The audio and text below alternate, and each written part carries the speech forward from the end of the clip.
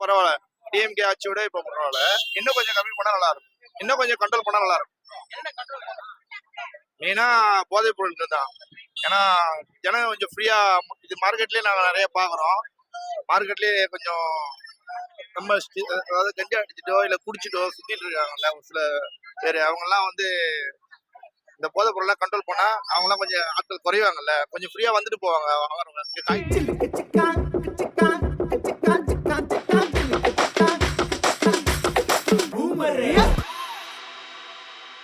இருக்கு. எந்த டிஎம்கே ஆட்சியில இது வரைக்கும் தாழ்த்தப்பட்ட கேஸ்ட்ல இருந்து 8 அமைச்சர் யாரும் ஆனதில்ல.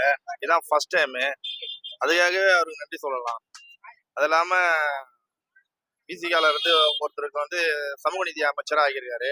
அதுவும் நல்ல விஷயம் தான். பண்ணிட்டு எல்லாம் இது வரைக்கும் பண்ணது எல்லாமே நல்லா தான் இருக்கு, பெட்டரா தான் இருக்கு. இதே ஆமா, இது ஒண்ணு. அதுக்கப்புறம் அதுதான் சொல்றேன், அங்க ஒண்ணு கன்ஃபார்மா மூடி இருக்கேன் இருக்கு. இன்னும் கொஞ்சம் கண்ட்ரோல் பண்ணா நல்லா இருக்கும். முன்னோட இப்ப பரவாயில்ல. டிஎம்கே ஆட்சியோட இப்ப பரவாயில்ல. இன்னும் கொஞ்சம் கம்மி பண்ணா நல்லா இருக்கும். இன்னும் கொஞ்சம் கண்ட்ரோல் பண்ணா நல்லா இருக்கும். மெயினா போதைப் பொருட்கள் தான். ஏன்னா ஜனங்க கொஞ்சம் ஃப்ரீயா இது மார்க்கெட்லயே நாங்க நிறைய பாக்குறோம்.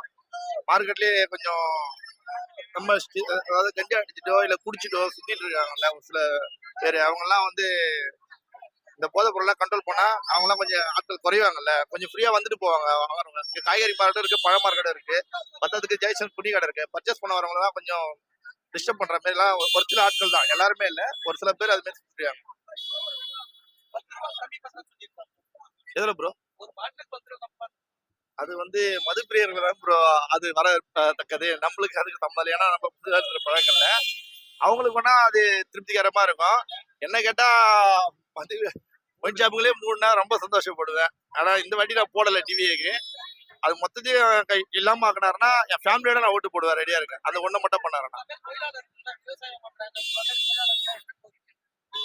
விவசாயிகளுக்கு ஒன்றும் குறிக்கிறது இல்ல. விவசாயிகளுக்கு என்ன குறிக்க வேண்டும் தெரியல ப்ரோ. ஏன்னா நம்ம விவசாயம் இல்ல, அதுக்காக தான்.